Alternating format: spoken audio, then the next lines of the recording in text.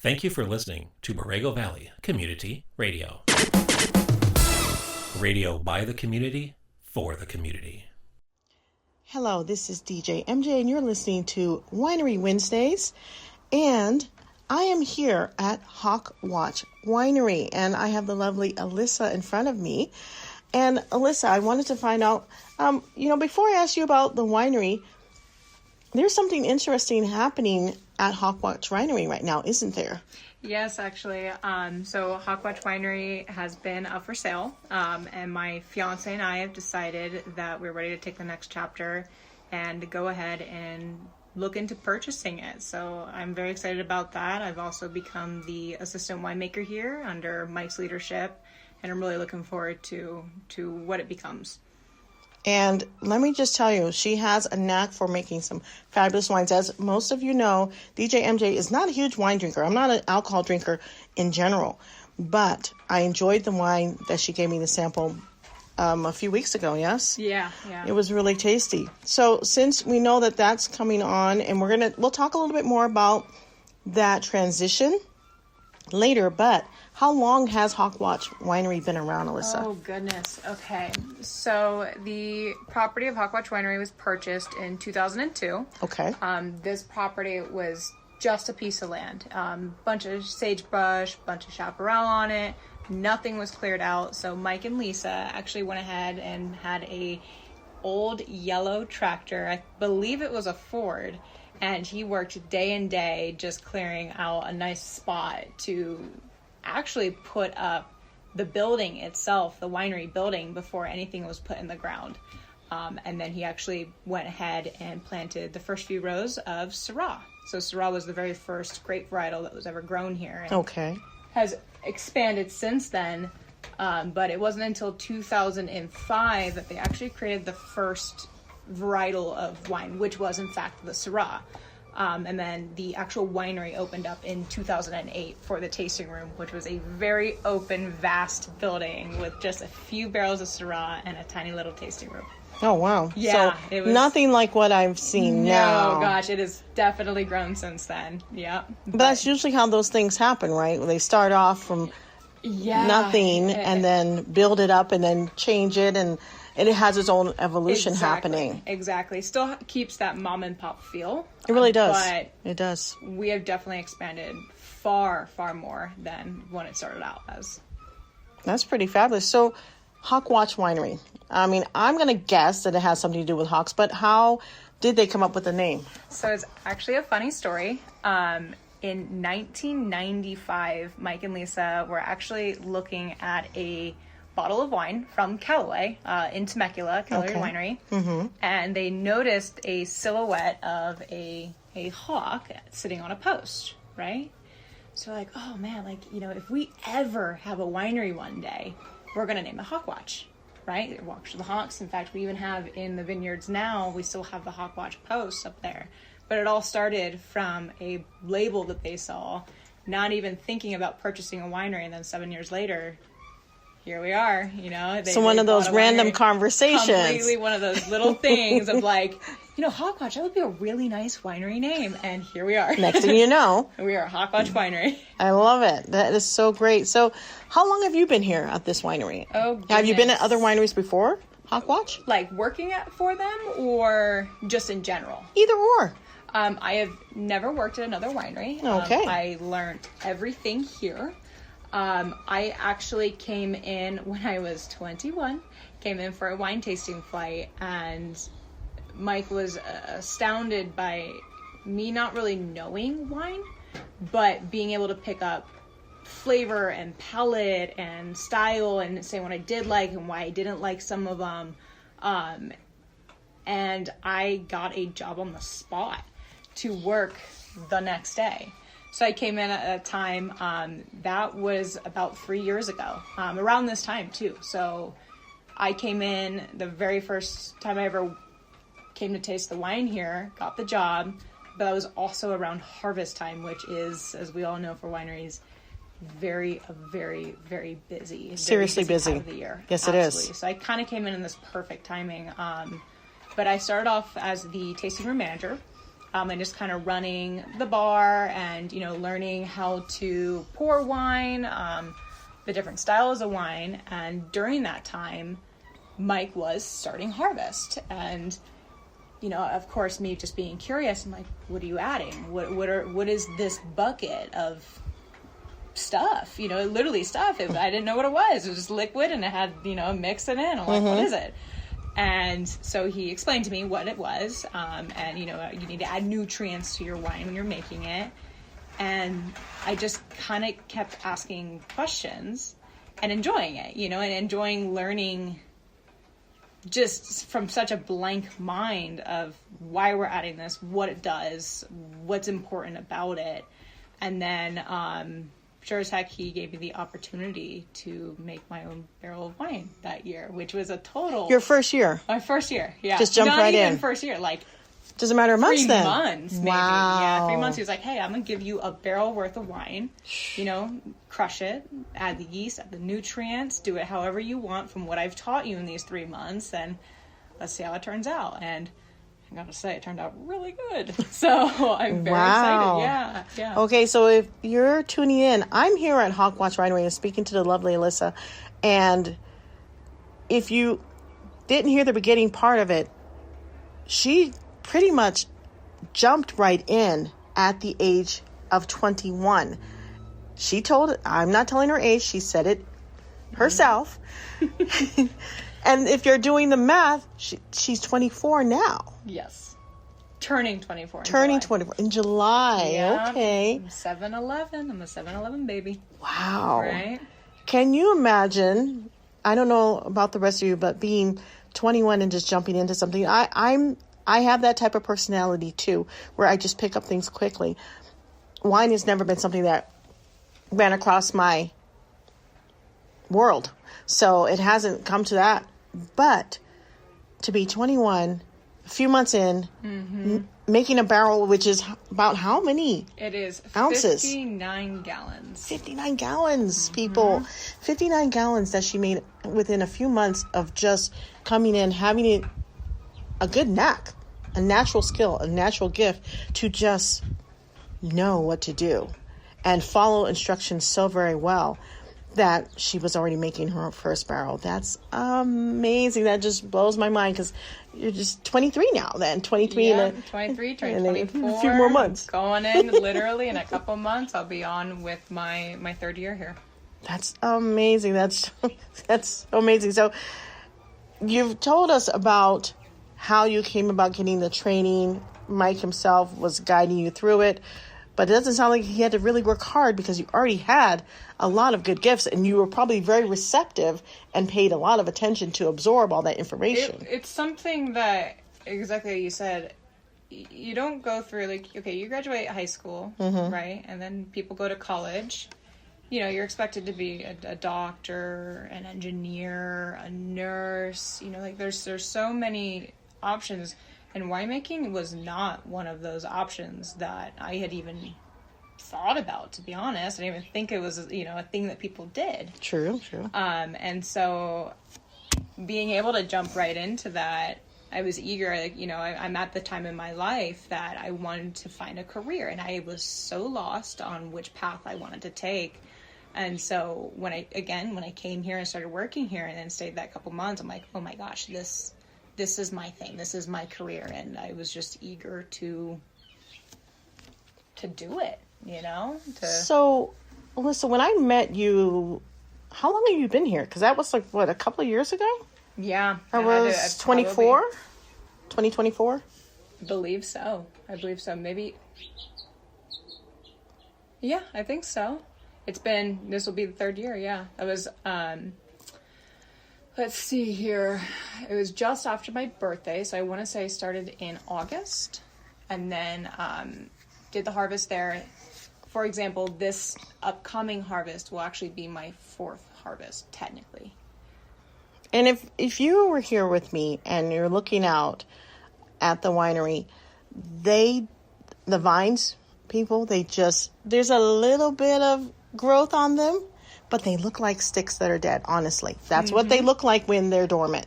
They're not doing anything. But everyone has assured me that before I know it, these things will be full of grapes and leaves and just life. Before you know it, I guarantee you in the next couple of Because weeks. there's little tiny sprouts right now. So Yeah, they're just starting to wake up. I think this weather's throwing them off a bit. They're like, oh, okay, time to go. but they look like they're dead when you see them. But we all know that's just how some things are, like roses. You prune roses back and they don't look really exciting until they get to the right season again. And then you have all these gorgeous, fragrant blossoms. It's a similar idea in my mind for vineyards and how wine would be. So it's just funny to look at them going, okay, but you guys are supposed to be doing something and you've got it like two little sticks sticking out of you. But that's the world of how vineyards are, because they need that rest time. And then before you know it, it's just going to be full. I can't even wait, because I've been here when it is full, and it's gorgeous. And everything is so colorful. And you see all these huge bunches of grapes that are hanging everywhere. But you don't want to hear about me. You already hear me talk all the time. So let's see. Tell me and the listeners, what about the types? You mentioned one type of grape that's grown here. What other types of grapes that are grown here? Oh gosh, that's a good question. So typically on a property of this size, vineyards are going to focus on one varietal and one varietal only. I do have a question. Size. How big is this? 10 acres. Okay, so we've got just under 10 acres. Just under 10 acres. Please go ahead, Alyssa. Thank you. So typically on a 10-acre property, they'll focus on one varietal, maybe two varietals, and they'll do a mass amount of that, right? Really? We do things a little bit different here. We grow a lot of I know you stuff. have a good amount of variety, so we call ourselves the Spice Rack, and we call ourselves the Spice Rack specifically because, for example, we do a lot of blends. Blends are really enjoyable because you can pull out so many different characteristics in wines when you're adding just a little bit of something else. You know, you want to go for more fruit, you can add in a little bit more zin, or you're looking for like a lighter fruit style where you're going to want more Grenache. So it's kind of cool to be able to play with that and have all the different varietals. Like, for example, we grow Cabernet Sauvignon, Cabernet Franc, Tannat, Grenache, Malbec, Mourvedre, Syrah, Petite Syrah, and then we just recently planted Roussanne Viognier, and then we've got some Petit Verdot that we're planning on grafting over to some vines that have seen their days, is the best way to put it, that need to be replaced. So right now you're listening to BVCR The Ram, and this is DJ MJ, and I'm speaking with Alyssa here at Hawk Watch Winery, and she was just explaining something. Now, I know what it means to graft, so maybe there's people out there that understand the concept of grafting, how that's going to work. Grafting is essentially taking the main rootstock that is there and literally attaching a other type of varietal. So, for example, you could have a Merlot root system and a big, heavy, thick base, a trunk, and you want to graft that over to, for example, Mourvedre.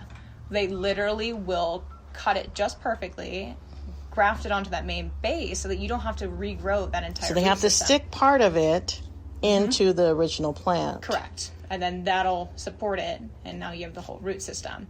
A lot of grapes are actually grafted on for specifically soil types. You know, different areas. Like, we're not the same soil as Temecula would be, nor would Temecula be the same as Lodi or Paso or Sonoma. You know, each grape can do really good, but Syrah out here would not probably do very well in Temecula soil. Seems sandy. We are, but is that good for vineyards? Yeah. Really? You don't want too much water. I mean, you still water them. So not like a clay soil probably would not be good. Clay wouldn't be good. It's hard to say. It really is, because, you know, there's a lot of places that, you know, do more like, you know, more coastal side, and then there's up in Duluth they grow it. So the soil type, it depends on the rootstock you get. You know, you can grow grapes, I mean, really anywhere, as long as you don't have horrendous sun, right? And just, you know, scorch them all and make them into little raisins. So probably not my But the root systems of these grapes are super, super deep. So they're not worried about what we see on the top layer of this DG sand. Right. They're looking down below, which is where the soil is going to be and where the water is going to be and the moisture. So the root system could be 30, 40 feet? Yeah, easily. Wow. It depends on, too, what they're looking for. They're not going to go as deep to try and find water if they have enough water. True. If they're looking for water, they're going to go deeper. Old vine zins, they don't put them on any irrigation system. Really? They found their own. Yep. Ooh, Good. so maybe that's the type I should think about. We were looking at grapes, actually. I want to say Escondido. A friend of ours had a little vineyard, and I kept going back and taking Brix readings, which is the sugar percentages of these grapes. And typically we pick at about 26, 27. And for weeks, his grapes were at 23. And I saw these big, giant, fat berries on these grape clusters, which to an outsider's perspective looks really nice. I mean, right. You see this beautiful, juicy, big grape cluster. For us, we don't like that. That's all over watering.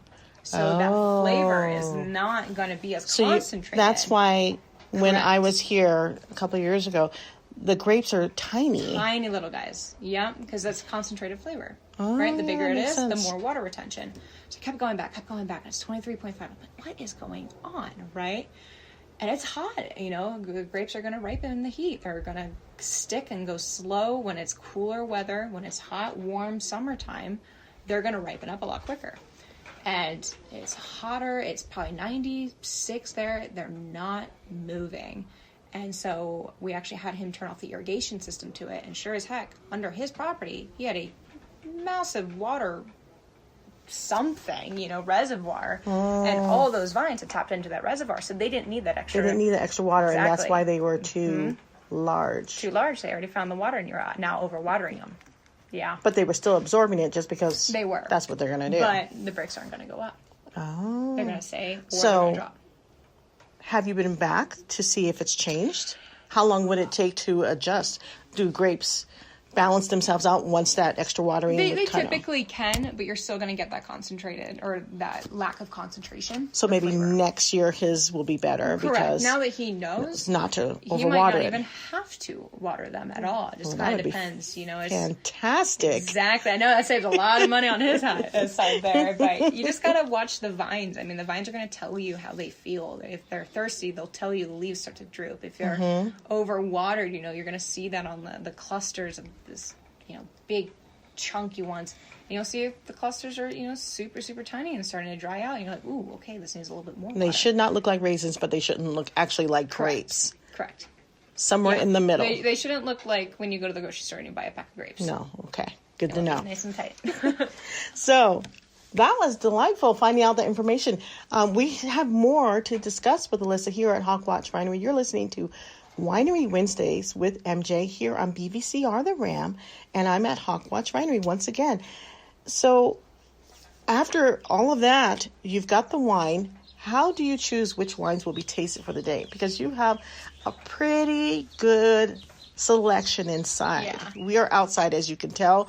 Birds, there's wind, but how do you choose? Do you just go, oh, eeny, meeny, miny, mo? Or do you go, this is what I'm feeling like today? So we typically, behind the bar, that is our set menu. So every time that we have a shipment come out, we always try to release 2 brand new wines and 1 repeat. And 1 repeat meaning it's been already on the menu, but you haven't seen it in your shipments for probably about 3 shipments past, So we don't necessarily do it. We want to give as many options because everybody that comes in is going to prefer different types of wines. So you don't say, oh, I don't want to open this brand new bottle. You kind of let the person, if they really seem like they really want to try it. We're not sticklers on it. We want people to be happy with the glass they chose. So every Friday we open up all of the bottles that are on our menu. Which is? Oh gosh. How many would you say? That's like at least, 10? We typically maintain about 12 reds. Okay. We have about 4 reserves, and we have about 6, maybe 7 whites and rosés. Okay. So we typically we have ways to make sure that the wine doesn't get oxidated throughout the weekend. So, and actually, as funny as it is, we all know, decant wine and all that. Saturday, prime day for us with the wine. The wine is just perfect. It's decanted enough. Because you do it the night before. We do it the night before, exactly. And then come Sunday, I'm very blessed. We have such an amazing wine club group that on Sundays I don't open more wine. And our members will come in and they'll be like, hey, so what do you have open? Okay, why this, and this. So that's nice. It's really cool that they have a respect and an understanding of how it works, because we're not open again for another week until That's Friday. right, because you're only open 3 days. Friday, Saturday, Sunday. And the other days you're just getting everything ready for the weekend, because that probably takes a lot to do. Yes, so tuning and topping off, racking and returning, wine stuff, inventory, cleanup, organizing. There's a lot of stuff that goes on with winemaking. It's not just crushing the grapes and putting it into a barrel. Oh, I wish it was that easy. It'd save me a lot of sanity. But no, there's a lot that goes into it. It's an all year round thing. And if it's not, even when the plants don't look like it, correct, yeah. There's more things going on. That's the enjoyable part. The harvest is the fun part, because you get to create new things. Other than that, you're maintaining. You're maintaining the quality, and you're making sure that nothing's going wrong in barrel, or, nothing's leaking, or... And then all the plants are taken care of, too. Because once they're pruned after the harvest, or whenever you do it, probably not too soon. We're going to let them... So they're already pruned. Right. But we're going to let them wake up and just kind of do their thing, branch out. And then... Once you start to kind of see the grape clusters forming, and the tiny itty bitty little 2-3 inches, and then they really grow cute. massive. Oh, it smells so good.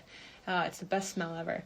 But once you start to see the grapes coming in and they start to kind of shift colors, typically around July is when we're going to start going in and taking samples of the vineyard to check where we're at on our bricks, so that we know when to pick them. Again, we pick at 26, 27. Sometimes we go a little bit higher to create a higher alcohol. Sugar gets... So 26, 27, we're looking for our listeners and myself. 26, 27 means? Oh, bricks. 26% sugar, right? So you're going to look at, table grapes from the grocery store, and those are only going to be about 14, 15%. Wine grapes are actually significantly sweeter than table grapes would. Again, table grapes, big berry. All the water. Big grapes, all that water. So you get this concentrated, super sweet, delicate grape. I will admit, I do steal some clusters here and there to snack on throughout the day. But you can eat them, and they're just fine. They're grapes. Grapes. Yeah. But their taste and their texture is different. Really? Absolutely, it's this. Oh, you have to try it. It's just a sweet, delicious. They're seeds. Yes. But just to be able to take a bite and handle they're supposed to have seeds. So good. Delicious. We did the manipulating to take their seeds out of them. Oh, yeah, exactly. We changed them all around. They're supposed to have seeds in there. So how do you decide how to pair the wines? Like if I came in and I said, I'm going to be making veal tonight, which one of your wines would be great for pairing with the veal? I'm going to have veal, and I'm going to have... I love that you said broccoli. Veal too. I love veal. Italian. It's hard to say, because you'll go to wineries and you'll see, okay, this goes with pork, this one goes with chicken. Our goal isn't actually to pair it with food. Our goal, unlike the traditional French and Italian, is to go with food. Our goal is that you sit outside, the sunset's going down, and you're sipping and savoring on a glass of wine. It could go with food, by all means. There's not saying that at all, but we want it more as a luxury enjoyment, more so than it has to go with a food. Well, what if I really wanted to go with veal? If you really wanted to go with veal... If I came in today and I said, I'm making veal, and I really want one of your wines to go with my meal. You're going to look more for a Bordeaux. Okay. Bordeaux, family of 5 reds, Cabernet Sauvignon, Cabernet Franc, Merlot, Malbec, Petit Verdot.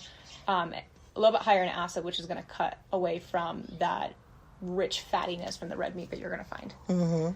And what if I wanted to buy something for birthdays or to give as a gift, Christmas present, anniversary, and I was like, oh my goodness, this person loves red.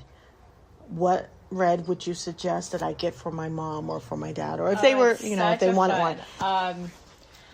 It's always a fun topic because, I always like to ask questions, okay, well, does your mom drink a lot of wine? Okay. She doesn't go to a lot of wineries, so when she goes to the store, what does she typically drink? Does she grab, a Pothic Red? Does she grab, a Pinot Noir? What is her style? And half the time people know the answers. The other half are like, I don't know. So you investigate. You do. So you can make a more correct. Because I want that person educated to answer. Exactly. I want them to receive that gift, open that bottle, and be like, oh my gosh, this is exactly what I drink. Oh. So I will say, for those that don't have any idea, what their mom drinks or what their coworker drinks or anything like that, I always try to go for a Rhone grape. Grenache, Syrah, Mourvedre. I myself really enjoy Mourvedre. It's got almost a fresh strawberry kind of cherry element to it, so it's a fruit-forward wine, but it's not as bold as a Petit Syrah would be, but it's also not as light as a Grenache would be. It's just that kind of like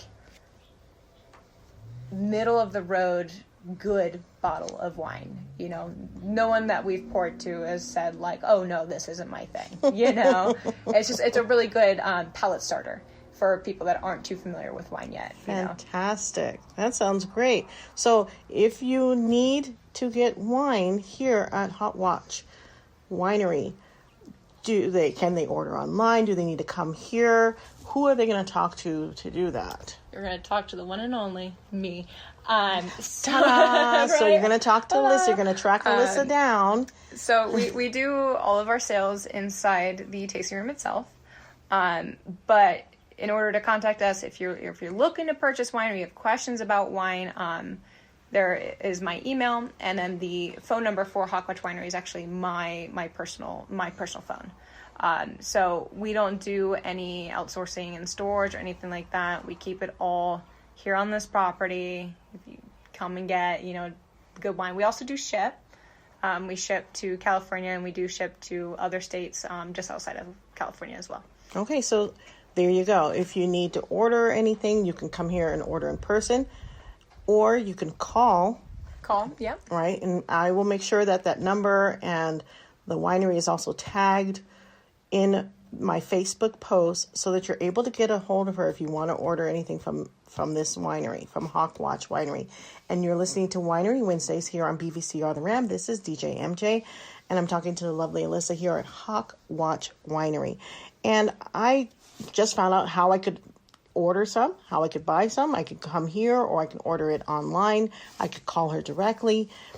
They do ship. So that is a good thing for those people that are out and about and they want to make sure that they get something. You can have it shipped as a gift. Things like that would be really wonderful to do. And you're supporting a small business here in the backcountry. So what if I wanted to have a party here? So do I still talk to you? Correct. All right. So you still go. She's your go-to gal. I am the winemaker, tasting room, wine club member person. Lots of hats. I wear them all. I got ones all around. So if you're looking to actually to book this place, there's a lot of obviously questions that go into it. What are you looking for? What are you trying to host? Are you wanting to rent the whole property? Are you wanting to rent a section of it? Are you okay with, our members still coming in on the weekend, or you want a full block for the day, So, there's a lot of variables, but she's your person to go to 100%. Find out if you wanted to have it. And once again, it's hot in Borrego Springs because I just left from there. It was 107, and here I'm not sure what the temperature is. It's got to be still in the 90s though. Oh, 100%. But we're sitting underneath the covering, and except for the sun that's shifting and slowly coming onto us here outside, it was feeling very pleasant. There's a slight breeze, but not too much, and the scenery around is beautiful to look at. So if that's what you're looking for, it is fabulous. It's got a cute little gazebo as well that you could sit at and enjoy that. And then there's other things that you'd be able to enjoy as well. And as you can tell, we're outside right now. So if you hear anyone else in the background, that's people that are patronage to this place. And they're visiting, they're enjoying their wine, they're outside. It's a beautiful day. And I wanted to find out, what is your current favorite that the winery produces, Alyssa? What's your go-to wine? If you had one to have, you've just had a long day at work at a beautiful winery, and you're going to take something home for you and your honey. What are you going to take home and put your feet up and enjoy? A Petite Syrah. Okay. Petite Syrah. Petite Syrah is just this beautiful, aggressive, heavy, rich wine. Petite Syrah is one of the only grapes that has both dark juice and dark skin. And that is really informative to share that type of information with us, knowing what your favorite is. So, speaking of favorites, what is your favorite or your most memorable experience working here at Hawk Watch Winery, Alyssa? Oh, gosh. So, I must admit, it sounds really childish, but during harvest, I mean, it's exhausting, and it's nonstop. You know, you've got 12 tons of grapes that are coming in, and all at different timings, you know, the ripening. So sometimes you might have 8 bins stacked up that you have to do, and then you have 3 days of, adding yeast and stuff in. So we always try to make it fun during harvest when we're crushing grapes outside when it's 90 plus degrees, you know, sometimes even 100. But Mike had actually surprised us with water squirt guns. Ooh. And so we both had our own, and so during harvest when we're trying to be serious and, you know, making wine, we would just literally run around the crush pad. That sounds great to me. Yeah, this is fun. It sounds so childish and so simple, but my gosh, it's amazing. That, and I must have been our Christmas parties that we host every year. We have some of the best parties with, it's a gift back. It's, you know, we take all the barrels out, make a huge dance floor, so the entire winery is opened up. It's good size inside, people. Yeah, it's good size. Bring food in. We have Jason come in that does amazing saxophone playing, and the whole winery is just, it's so fun. You know, everyone's laughing and giggling. We do raffles. It's just, yes, I'm working, but I mean, in quotes, working. It's more of just a fun time. I love it. That is so great to hear. So, what is your personal favorite wine region? If you had to choose a place. You know, I must admit I am young, so I haven't really had the opportunity to explore a ton of them. What's your dream place then? I would say Lodi. I really want to go to Lodi. Where's that? Lodi is way up north. Lodi is known for its Zinfandel. North? California. It is in California. Yeah, it is in Okay. California. So you wouldn't even go out of the country? No. But gosh, I don't quote me on this, but I want to say it's about 8 to 10 hours away. But it's a good distance, so it's a vacation for sure. But they're known for their Zinfandel, and I have favorites every year. You know, like I have different ones, and I'm like, ooh, you know, I'm feeling this one this year. Mm-hmm. I can never pass up a good Zinfandel. Interesting. It's a solid bottle of wine. Make it pair with anything, drink it whenever you want. Delicious. What is it about a Zinfandel that you like? I like the fruit forward element to it. I really do. I don't like sweet wines at all. I like bone dry, but I do enjoy that. That's like the opposite of me. Yeah, it's like it brings this unique characteristic. Your factory senses taste fruit and it automatically thinks sweet, but it's not. There's no sugar in it. I enjoy that jamminess. I enjoy that heaviness and that little bit of acid kick that you get that kind of helps balance it. A good Zin is a good Zin. So is there anything that you would like our listeners to know about Hawk Watch Winery, Alyssa? You know, we are a small mom and pop winery. Our whole goal for our winery here is to maintain a family, you know, and create these relationships with our club members, and, you know, you will see me, you know, and I will see you, and I will talk with you. I will enjoy the speeches with you guys, you know, ask you about your kids. Like we want a fun experience for you to be able to relax, but also feel appreciated and heard. So kind of like a Cheers, but in winery form. Yeah, I guess so. You walk in and everybody knows your name, exactly, right? Yeah. I love it. I love coming in on, you know, Saturdays and Sundays, because obviously I'm doing a lot more in the behind the scenes, you know, the winemaking aspect of it. But for people to come in. They're like, oh my gosh, Alyssa, how have you been? It's been so good. And I'm like, oh, how's your dog doing? And I haven't seen these people in months, but I remember them, and they remember me. And it's a nice connection, It's that mom and pop feel. You know who you're going to see every time. You're excited to come in. You're excited to talk. You're excited to see different wines and comfortable. And you guys actually encourage people to kind of bring like a little picnic lunch too. Absolutely. Our goal is for you to relax here. We're not going to have, respectfully, princesses and tiaras. And, what? And just married. My birthday is next month, so if I come here with a tiara. Oh, no, you're welcome to have a tiara. Don't get me wrong. But, our goal is peace and calmness. I mean, it's a nice time, bring your friends, bring food, bring snacks, make it how you feel comfortable. Move the chairs. If the sun's in your way, move it to the shade, you have essentially a lot of free will here, and enjoyment. It's beautiful. I mean, I'm just looking around. It's really nice. And that's such a wonderful way to have things, because I like structure as well, but I like that this place gives me flexibility. So you can find a place that fits you.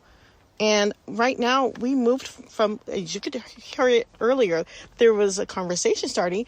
And just to be on the safe side, DJ MJ and Alyssa, we just moved to a different location, just as beautiful. As beautiful, because now there's even more for me to see in a different spot. Because now I can look at a different locale, but I still see vineyard everywhere, which is fabulous. I love it. And I just love the idea that when I came in, Angela, right? Angela. Was working inside, and I was just jumping in on the conversation. They were talking about a restaurant, and I jumped in because I knew the restaurant. She's like, you know the restaurant?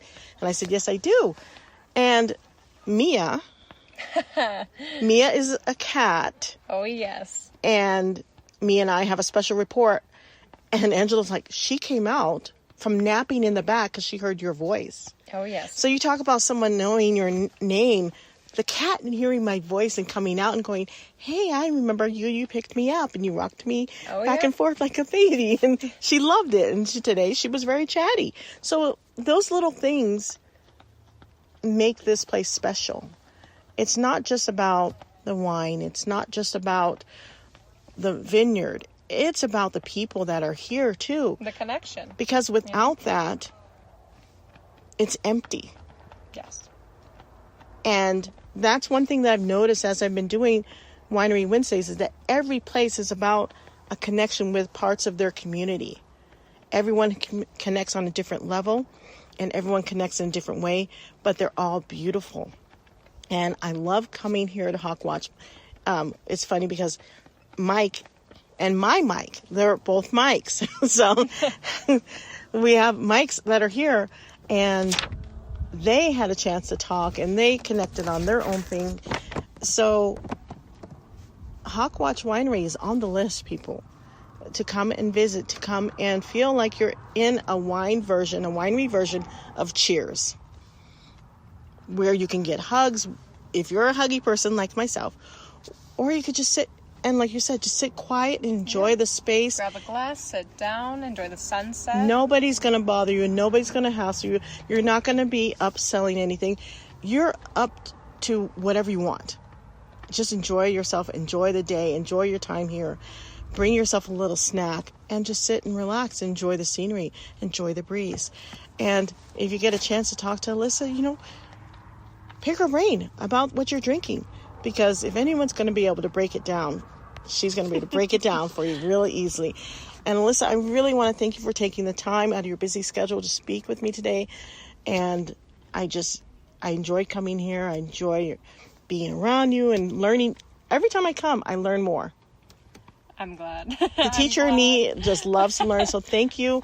This is DJ MJ here on BVCR The Ram. And I just finished a fabulous interview with Alyssa Knight here at Hawk Watch Winery we're still considered Warner Springs, right? We are Warner Springs. They're still in Warner Springs. So I'll include the address. I'll tag the winery in the post, and you'll just have to wait and see who I go and visit next. But you can keep your ears peeled for what's going on, and you'll be able to replay this. We're going to set that up later and enjoy time with Alyssa.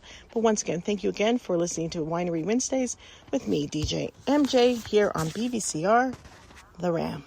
That's right. We don't need no stinking FCC. That's why our call letters are BVCR. That stands for Borrego Valley Community Radio, the hyperlocal, the original, The Ram.